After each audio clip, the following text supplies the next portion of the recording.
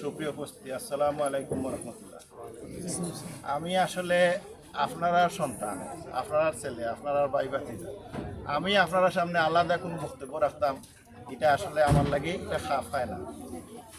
আমি আসলে ও এলাকায় জন্মগ্রহণ করছি, ও গ্রামও, আর আমি মারা গেলে আমার জানাজা ও গ্রাম হইতো, ওখানেও আমার খবর হইতো।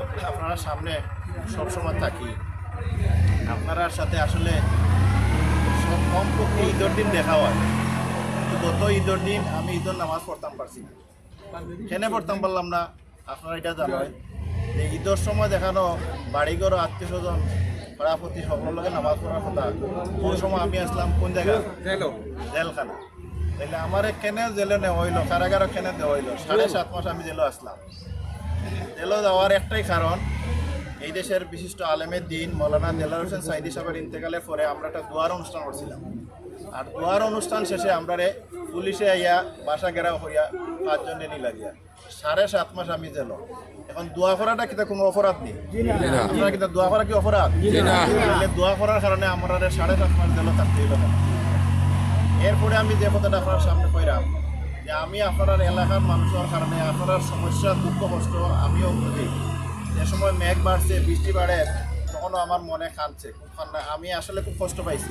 সাথে সাথে জামাত ইসলামের পক্ষ থেকে আমাদের সম্মানিত জেলা আমির সহ নেতৃবৃন্দ সেটা অবহিত করছি।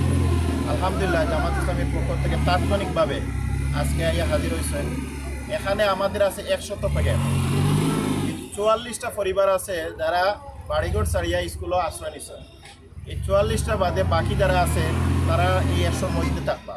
কিন্তু এফেক্ট দেয় এরিয়া কামালপুর, নয়াটিল্লা, এরপরে শিক্ষাগাঁও, বক্সিপুর, আমনপুর সব মিলিয়া মানুষের সমস্যাগ্রস্ত মানুষ কমপক্ষে বা হতো 400। কিন্তু আমরা তো একসাথে 400 লোকে দিতাম পারতাম। আমরা দিব কত দেয় 100 জন লোকের এখানে যে প্যাকেট দেওয়া হয়েছে, এখানে চাল ডাল আলু সব মিলিয়ে 1000 টাকা প্রায় এক প্যাকেট। তাহলে 100 লোকের 1 লক্ষ টাকার আজকে দেওয়া হইব। কিন্তু লোক পাইবা 100 জন। বাকি যারা পাইতে নাই তারা যদি একটু কষ্ট করে সবর করেন, আল্লাহর হুকুম হয়, আল্লাহর হুকুমেই তো কেন আপনার সহযোগিতা নিয়ে জামাত ইসলামের পক্ষ দেওয়া হয়েছে, তাহলে বাকিরাও একটু পাইবা। এই কারণে আমার মোতাহির ভাইয়ের কথার সাথে আমিও কইরাম, যারা নাম থাকবো তারা নাম ডাকিয়ে আমরা দিব। বাকিরা আপনারা ধৈর্য ধরতে পারবানি? কোনো অসুবিধা করতে না তো? যার নাম হইব শুধু তাই সামনে আইবা, ইয়া নিয়ে দেবা। রাজি আছেন তো? রাজি। আসসালামু আলাইকুম।